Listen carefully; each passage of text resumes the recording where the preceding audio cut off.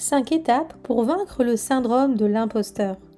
Le syndrome de l'imposteur est un mécanisme psychologique qui touche une grande majorité des entrepreneurs. Également appelé syndrome de l'autodidacte, il peut représenter un véritable frein à l'épanouissement personnel et au développement de ton entreprise.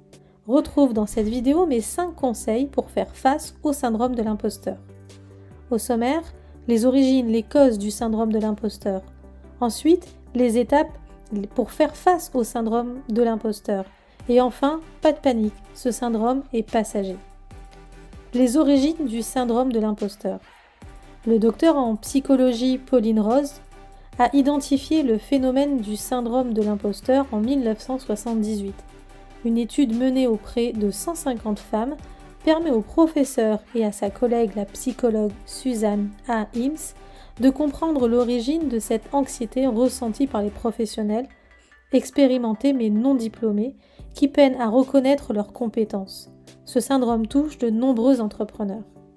Elle identifie alors 4 attitudes qui viennent imposer le syndrome de l'imposteur chez des individus pourtant compétents et expérimentés.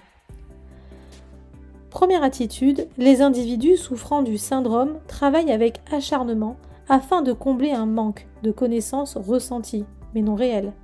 Persuadés qu'ils ne sont pas à la hauteur, ils travaillent sans cesse pour alimenter leur savoir, ce qui peut les pousser au burn-out. Deuxième attitude, les individus souffrant du syndrome vont minimiser leurs propres idées par peur de ne pas convaincre avec leur propre personnalité. Ils cherchent en permanence à apporter des réponses, des conseils attendus facilement acceptables pour ne pas décevoir. Troisième attitude constatée par les 2 psychologues, les individus cherchent à charmer leurs supérieurs pour convaincre de leurs capacités. Mais rapidement, ce processus les dessert car ils pensent avoir réussi grâce à leur comportement et non grâce à leurs compétences. Enfin, quatrième attitude, les personnes cherchent enfin à ne pas faire preuve de confiance en soi, afin de ne pas confronter réellement leur savoir avec leur pairs. Ils peuvent ainsi afficher une modestie qui minimise leurs compétences, encore une fois. Voici les 5 étapes pour faire face au syndrome de l'imposteur. Première étape, ne pas se comparer aux autres. Ne perds pas de temps à comparer ton parcours, tes réussites et tes échecs aux autres. Concentre-toi sur tes combats, tes choix et sois fier de ce que tu accomplis. Deuxième étape, ne pas minimiser tes réussites. Chacune des étapes que tu as franchies pour atteindre tes objectifs sont à célébrer. Ne minimise pas tes réussites et ne les cache pas. Expose fièrement ce que tu as accompli. Étape 3, tu dois ta réussite à toi-même. Ne cache pas ta réussite derrière une aide que tu aurais sollicitée. Ne confie pas ton accomplissement à la simple chance ou uniquement aux mains que l'on t'a tendues. Ta réussite est le fruit de ton travail et des rencontres que tu as provoquées. Étape 4, ne pas minimiser tes capacités. Tu n'es pas diplômé dans ton domaine, tu as trouvé meilleur que toi. Cela ne fait pas de toi un professionnel moins efficace. Affiche tes compétences, ton expérience, ta personnalité. Tu as des capacités certaines qui t'ont permis de développer un projet et d'accéder à un certain niveau professionnel.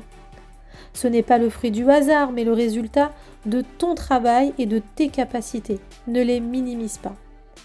5e étape, n'aie pas peur d'être toi-même. Ne cherche pas à plaire, à être ce que l'on attend de toi. Ne perds pas de temps à essayer de ressembler à ce que tu penses devoir être. Sois toi-même, affiche fièrement ton parcours et ta personnalité. Sois authentique et tu ne douteras plus de tes capacités. Pas de panique, le syndrome de l'imposteur n'est pas une fatalité. Tout d'abord parce que ce syndrome touche plus de 70% des individus, au moins une fois dans leur vie. Tu n'es donc pas seul à avoir ce ressenti. Ensuite, parce qu'il ne s'agit en grande majorité que d'un syndrome transitoire. Tu peux donc réellement sortir de cet engrenage en suivant par exemple les 5 étapes citées juste avant.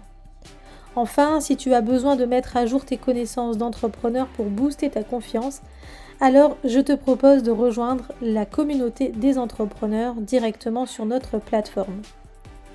En conclusion, le syndrome de l'imposteur ou syndrome de l'autodidacte est un phénomène très répandu.